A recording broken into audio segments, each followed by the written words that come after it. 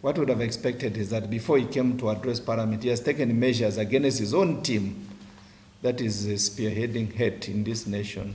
Then as leadership, he would have been leading from the front as opposed to leading from the back.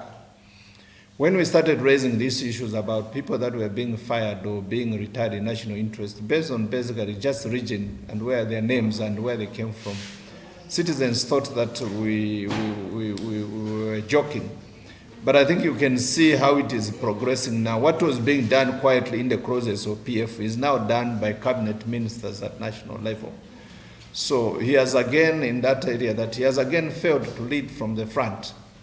Because how can you be condoning hate speech within your cabinet, within your rank and file in the PF, and then at the same time,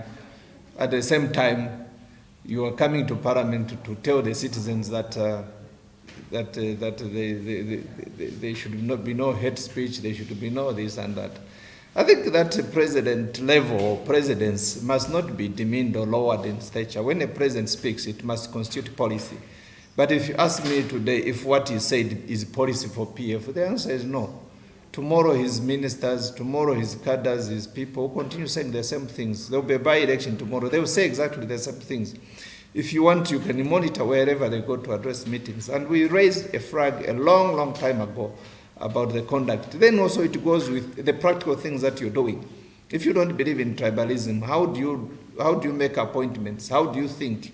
How do you constitute your teams? Those speak louder than even the words.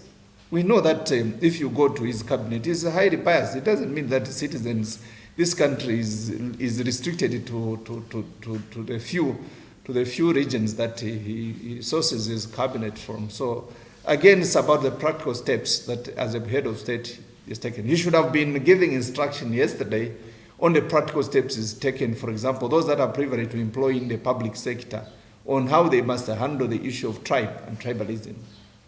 But again, total failure in handling this matter. We expected practical steps. You can't be talking about head of state, you're talking about people that were rehabilitated from alcohol and substance abuse, etc., and you're giving figures there. We needed practical steps on what is taking in the government. And by the way, he shied away from telling us, out of those people, how many are in PF that were rehabilitated from alcohol and substance abuse. So he should have told us how many were leaders, how many were in PF, how many were in cabinet. And if I told there was one in Parliament, he should have said also in Parliament we have rehabilitated some. So just give a blanket figure and say we have rehabilitated so much. That is again falling short. And I must also add that this is not even the most vexing issue. The most vexing issue right now is failed leadership in the nation. Failed leadership in issues that are more serious. Corruption, my colleague has talked about. Hate speech and the tribalism in this nation. The people that are being gassed, killed, the mob justice, etc. The general degeneration of the rule of law and order. No citizen today is free to go into a marketplace to trade a bus stop without fear of being victimized or killed or maimed by PF cadres. You can't go to a by-election, as last happened in Chirubi, without fear that your life or your property or indeed you may be chased out of there. I'm sure you followed the events of what happened in Chirubi. Our Deputy Secretary General, Honorable Mchereka, team there, vehicle destroyed, property, individuals killed to a point almost being left for dead. Our party president and Honorable Shimagambwili, former Lone MP and the NDC president, being chased in a campaign. Then you are talking about championing democracy, promoting democracy, intentions of unifying this country. That's dividing a nation. That's dividing a nation between those, them, and it's become the them and the us, which is very dangerous for a country. I would have thought that as a head of state and he wants to lead a unified country, he should have spoken against and taken measures against his ministers that are spreading hate in this nation. And those things are deep. He must not underestimate them. He must go and take a leaf from what happened in Rwanda. They will start in a small way.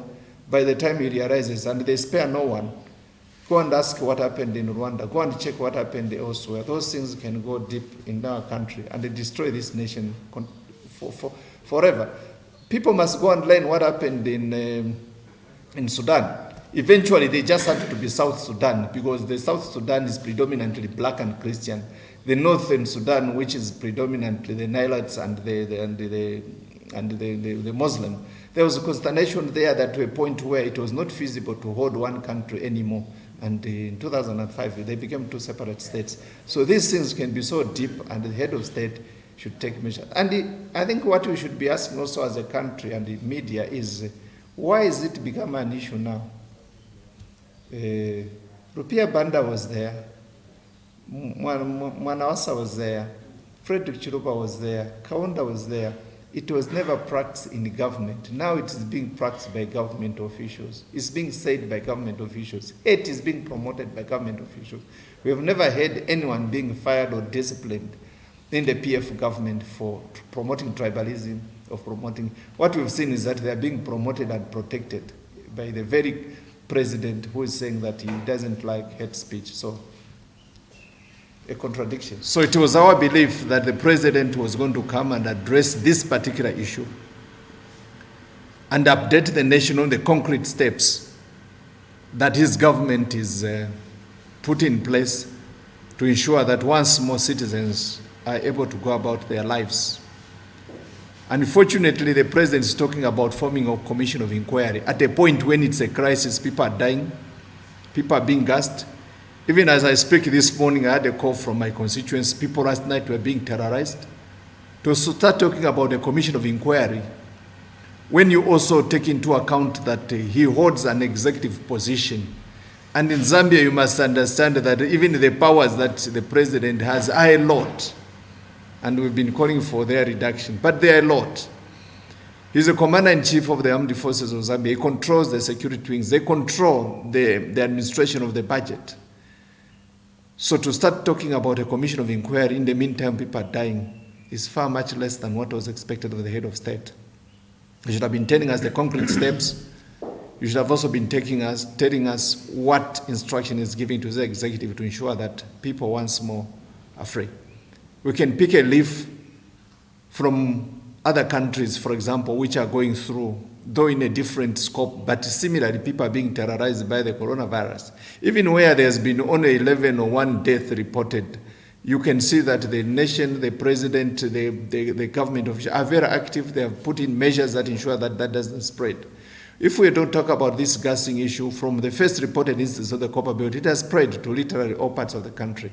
And yet we are still talking about, or he's talking about a commission of inquiry. That is very disappointing, and I think he should have rose to the occasion. We're also cognizant of the fact that there are so many commissions of inquiry, not only under the Patriotic Front, but also under the MMD, whose content has never been made public. Even under the Patriotic Front government, there's been commissions of inquiry, whose content, the reports of which content has not been made public.